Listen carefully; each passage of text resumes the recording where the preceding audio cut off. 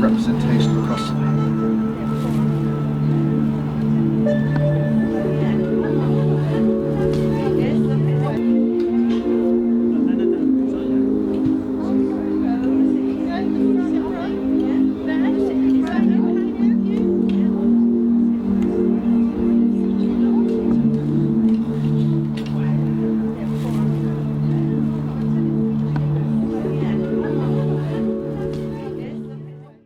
I hope you all enjoy yourselves, and I welcome you to Highdown Gardens and Rainbow Shakespeare.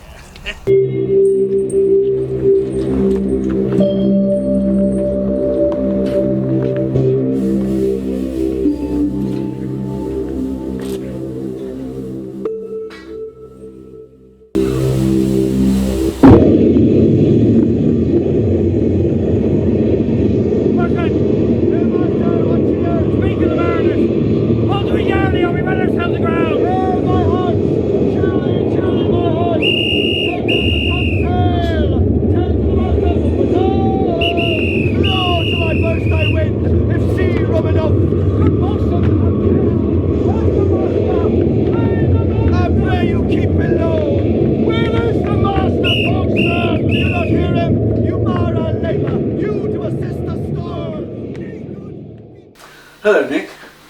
The Rainbow Theatre. Can you tell me a bit about how it started? Rainbow Theatre was started over 25 years ago when I left the Connaught. And this is really our home here in Worthing, and it's here where people know us, and we are able to, it's like a big family. Our Shakespeare, it's like each year we move people forward and they explore the plays with us. We have a number of root members, if you like, who come back year after year, and I suppose there's about half a dozen of them, which is great because they know the style that we work in. And then we have new people coming in, and then people come back.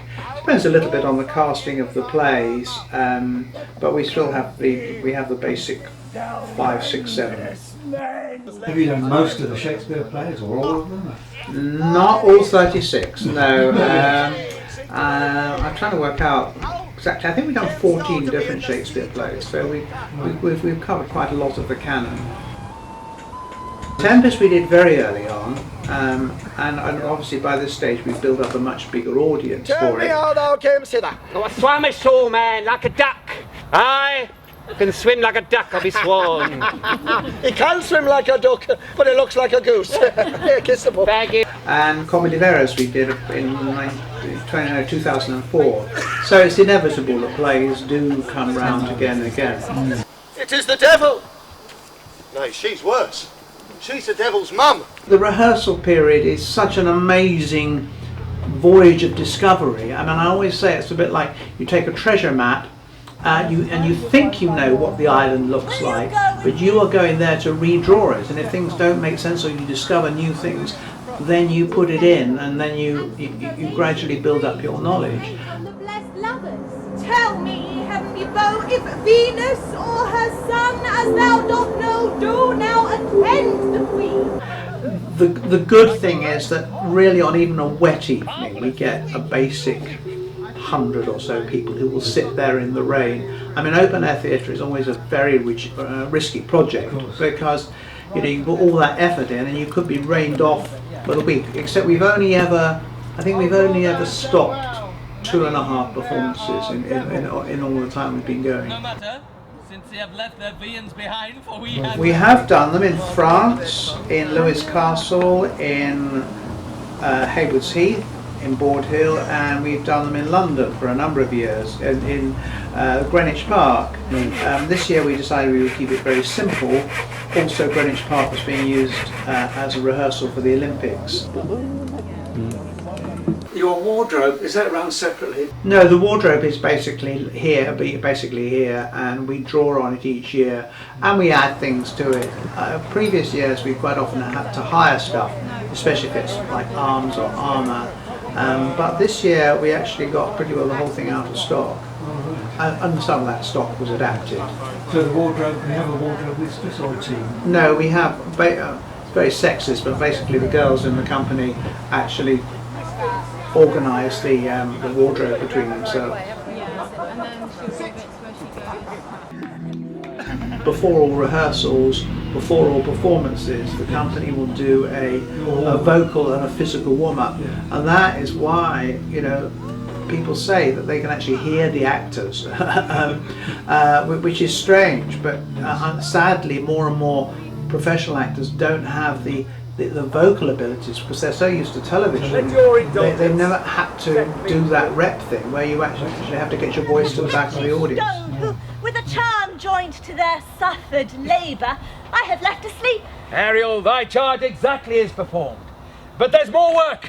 What's the time of the day? Past the mid-season. At least 2 glasses. The time 'twixt 6 and now must by us both be spent most preciously. Is there more toil? Well, since thou dost give me pains, let me remember what thou hast promised, which is not yet performed me. Now, Moody, what didst thou canst demand? My liberty. Before the time be out, no more. Oh, I prithee remember I have done thee worthy service. And how do you cast? Do you audition? Because I know most of the people's work and I have an idea of what they're going to be able to achieve, I don't audition.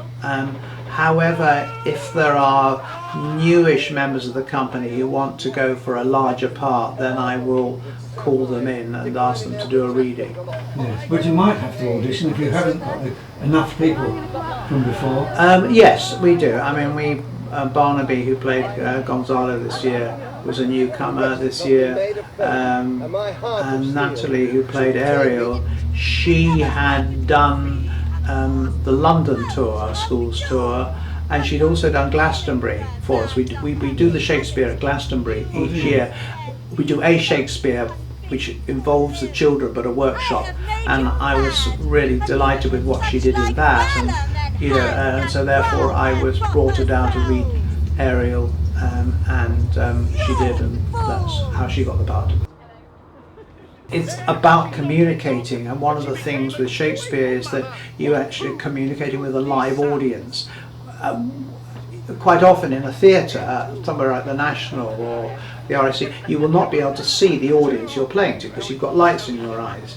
But with Rainbow Shakespeare, you can see every member of the audience. You can see if they start to go to sleep, and you can go address lines to them to wake them up, or you can actually make sure that they are concentrating, laughing, whatever you want them to do, and that makes it very much an ensemble thing of audience and actors joining together to celebrate the play.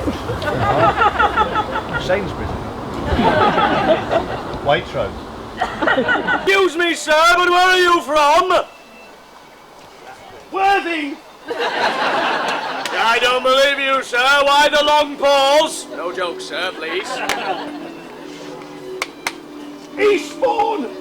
You're not from Eastbourne, sir. No one that old comes from Eastbourne. Behind Rainbow Shakespeare there is an ideal. It's an ideal because we have worked on the plays for a long time, and it's been my love since I was 6 years old. Yes. But I know that Shakespeare is teaching, and if you can tell the story clearly and well and understand the characters, that teaching will come over. You don't go into it with a set of theories, you just look and see how his characters behave and being truthful to the text, not using gimmicks. It's not like saying, oh well, you know, because I'm going to be reviewed by the West End, I've got to do it all in the nude, doing unspeakable things to each other, which is something that goes on with directors wanting to make a name for themselves.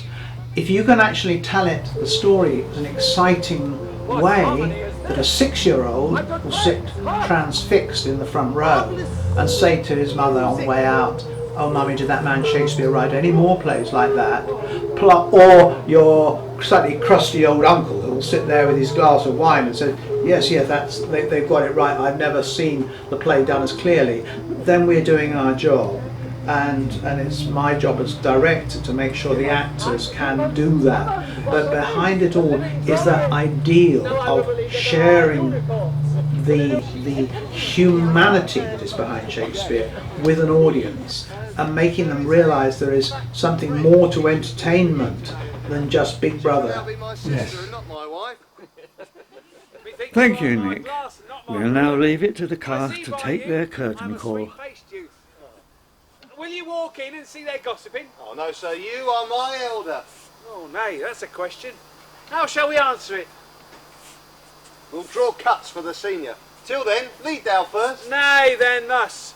We came into the world as brother and brother. Let's go, hand in hand, not one before the other.